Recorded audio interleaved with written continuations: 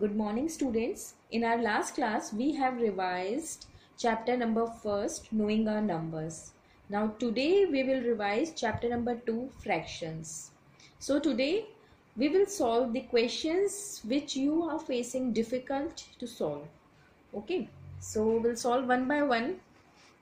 There are two exercises in this chapter, 2.1 and 2.2. In 2.1 there are some word problems from 8th to 12th. Okay, so you are facing some problems in these word problems, so we will solve 8th, 9th and 11th question one more time today. Okay, the 8th question is, the length and breadth of a rectangle are 4 hole 1 by 5 meter and 3 hole 2 by 3 meter respectively. Find the area of rectangle. You have to find out the area. Here students, what is given? 8th question, length of the rectangle. You have to solve it systematically. Length of rectangle is equal to 4 whole 1 by 5 meter. Okay, or in other words, this is mixed fraction, we have to convert it into improper one, so it will become 21 by 5 meter. Okay, now breadth of rectangle is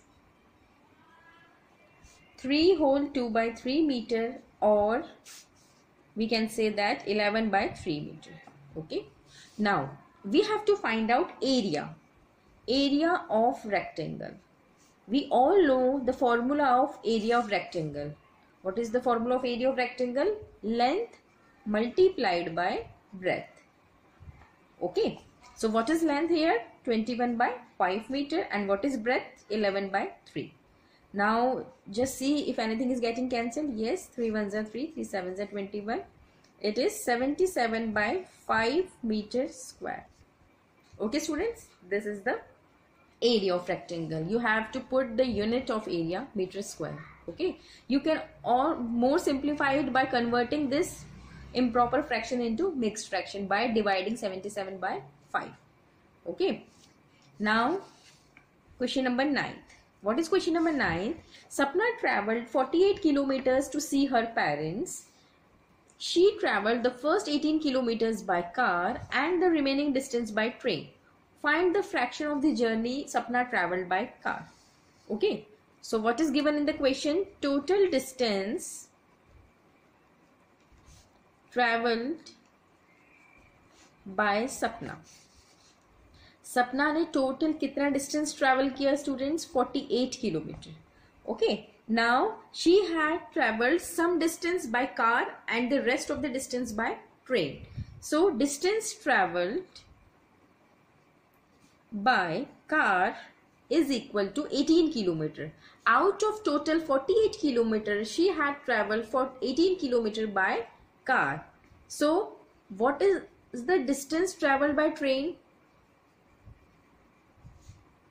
See students, in this question we know that the total distance is 48 kilometer. Out of 48 kilometer, she had traveled 18 kilometer by car and rest of the distance by train. So what is left? 48 minus 18. So 48 minus 18 will be 30 kilometer. That means 30 kilometer distance she traveled by train. Now we have to find out fraction of journey traveled by car. We have to find out the fraction traveled by car. So what is the distance traveled by car? Fraction will be equal to distance traveled by car divided by total distance. Okay, this is how we have to find out the fraction. So distance traveled by car is 18 and total distance is 48. Now cancel it. 6 3s are 18, 6 8s are 48. That means 3 by 8 is the fraction. Okay. In this question, one thing can be asked: find the fraction traveled by train. If it is asked like this, find the distance traveled by train, find the fraction traveled by train. So what you will do? 30, you will have to divide 30 by 48. Okay. So just read the question carefully. Now question number 11. 11th question is, So many students are facing difficulty in this question. Okay, what is the question? Ronit takes 3 by 4 hours to clean a hotel room. If he works non-stop for 6 hours, how many hotel rooms will he able to clean? ठीक है, ये question है students. इस question को समझने के लिए आप एक एग्जाम्पल समझिए पहले. अगर ये एग्जाम्पल समझ में आ जाएगा तो ये क्वेश्चन बहुत आसानी से समझ में आ जाएगा.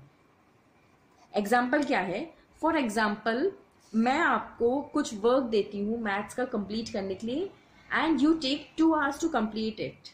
ठीक है, एक दिन में आपको कितना टाइम लग रहा है? 2 hours लग रहे हैं कंप्लीट करने के लिए. ठीक है, मतलब सपोज करो मैंने आपको एक वीक तक लगातार काम दिया और हर दिन का काम 2 hours का था. ठीक है, तो एक दिन में आप 2 घंटे मैथ्स काम करोगे. ठीक है, अब सपोज करो आपको एक दिन मैथ्स करने का बहुत मन कर गया और आपने सोचा कि चलो आज मैं बाकी सब्जेक्ट नहीं, पहले सारा मैथ्स का ही कंप्लीट कर लूंगा और फिर कल से दूसरा सब्जेक्ट करूंगा. तो फॉर एग्जाम्पल आपने 8 hours तक मैथ्स का काम कर लिया. ठीक है, तो अब मुझे बताइए कि आपने कितने दिन का काम करा होगा. सोचिए, देखिए एक दिन में 2 घंटे मैथ्स के हिसाब से मैं आपको काम देती हूँ. ठीक है, कि एक दिन में आप 2 hours का काम करोगे. ठीक है, पर एक दिन आपने 8 hours तक काम कर लिया, तो आपने कितने दिनों का काम कर लिया? 8 divided by 2, that means 4 days. 4 दिन का काम कर लिया आपने एडवांस में. मतलब आगे के 4 दिन आपको फिर वर्क करने की जरूरत नहीं है, आपने एक ही दिन में वो सारा मैथ्स का काम कर लिया. ठीक है, अब यही एग्जाम्पल यहाँ पे दिया है students. Ronit takes 3 by 4 hours to clean a hotel room. ठीक है, तो क्या लिखा हुआ है यहाँ पे? To clean a room, Ronit takes, एक रूम को क्लीन करने में रोनित को 3 by 4 hours लगते हैं. ठीक है, एंड नंबर ऑफ रूम्स, अब इसमें पूछा है कि 3 by 4 hours तो उसको एक रूम को क्लीन करने में लगते हैं. अगर उसने 6 hours तक नॉन स्टॉप काम किया तो उसे कितना टाइम लगेगा? So number of rooms he can clean in 6 hours. ठीक है, ये वही एग्जाम्पल है स्टूडेंट्स. ये बस उसका छोटा सा एग्जाम्पल मैंने आपको समझाया था कि उसको एक रूम को क्लीन करने में इतना टाइम लग रहा है और उसने 6 घंटे तक अगर लगातार काम कर लिया तो कितना लगेगा? 6 divided by 3 by 4. यहां पर भी ऐसे ही है, 8 hours तक आपने लगातार मैथ्स का काम किया तो आपने कितने दिन का काम कर लिया? 8 divided by 2. यहां पर भी ऐसा करा, 6 divided by 3 by 4. ठीक है, क्वेश्चन थोड़ा कॉम्प्लिकेटेड है पर उसको आप इस एग्जाम्पल के थ्रू समझोगे तो शायद आपसे गलती नहीं होगी. ठीक है, कॉन्सेप्ट समझ में आएगा आपको. तो 6 hours तक उसने काम कर लिया था तो कितने रूम्स क्लीन कर लिए? अब डिवाइड का आपको कॉन्सेप्ट पता है, कैसे डिवाइड करते हैं? डिवाइड के प्लेस पे आप मल्टीप्लाई लगाओगे, इसको रेसिप्रोकल करोगे. 4 by 3, नाउ 3 1 3, 3 2 6, 4 2 8 रूम्स उसने क्लीन कर लिए. ठीक है, डिवाइड करने पर. Is it clear?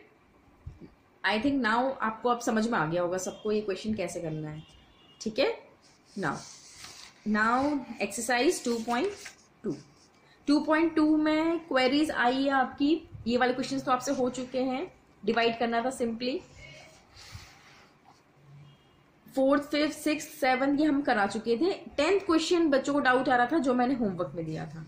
ठीक है, वो क्वेश्चन मैं सॉल्व करवा देती हूँ एक बार और.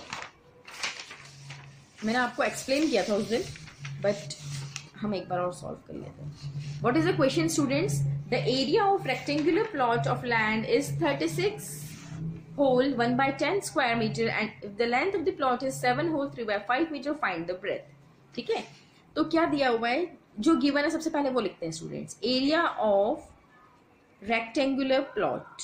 What is area of rectangular plot? It is 36 whole 1 by 10 square meter.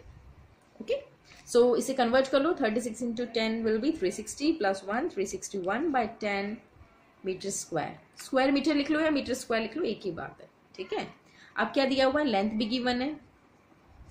Length of rectangular plot is 7 whole 3 by 5 metre. अब 7 whole 3 by 5 को क्या लिख सकते हो? 7 5 35, 36 37 38 by 5 meter. Okay, and we have to find out breadth. Okay, again we will put formula. Area of rectangle will be length multiplied by breadth. अब in place of area we will put 361 by 10. Okay, क्योंकि ये area given है तो इस area की जगह पे ये रखेंगे. लेंथ के प्लेस पे क्या रखेंगे स्टूडेंट्स, 38/5, और ब्रेथ के प्लेस पे कुछ भी नहीं है तो b लिख दो, ठीक है। आप x भी लिख सकते हो पर ब्रेथ है तो b लिख लीजिए। अब आप क्रॉस मल्टीप्लाई करेंगे स्टूडेंट्स। देखिए जब मल्टीप्लाई में होता है तो मैंने आपको सिखाया आप क्रॉस मल्टीप्लाई कर सकते हैं। ये डिवाइड में है यहाँ नीचे इस तरफ, तो ये वहां जाके मल्टीप्लाई में हो जाएगा। चलो करो मल्टीप्लाई में, अपॉन यहाँ ये मल्टीप्लाई में है तो यहाँ जाके डिवाइड में हो जाएगा, ठीक है। अब सॉल्व कर लीजिए। 5 1 5, 5 2 10, 38 और 361। 19 का टेबल आना चाहिए आप सबको। 19 2 होता है 38 और 19 का स्क्वायर मतलब 19 into 19 is 361। So 19/4 is the answer, ठीक है। सो ब्रेथ विल बी 19/4 मीटर। इसको आपको मिक्स फ्रैक्शन में कन्वर्ट करना है तो आप कर सकते हैं, आता है आप सबको। डिवाइड करिए इसे, 4 4 16, 4 यहाँ पे आ जाएगा, 3 यहाँ पे 4, ठीक है। तो ये क्वेश्चन थे एक्सेस चैप्टर नंबर 2 के। आई थिंक आप अब आपसे सारे क्वेश्चन हो रहे होंगे। अब चैप्टर नंबर 3 के कुछ डाउट्स है, सॉरी 3 तो नहीं, चैप्टर नंबर 4। चैप्टर नंबर 4 के कोई डाउट है तो आप मुझे मैसेज करिए, हम नेक्स्ट लेक्चर में उसे डिस्कस करेंगे। Okay, that's all for today, have a good day.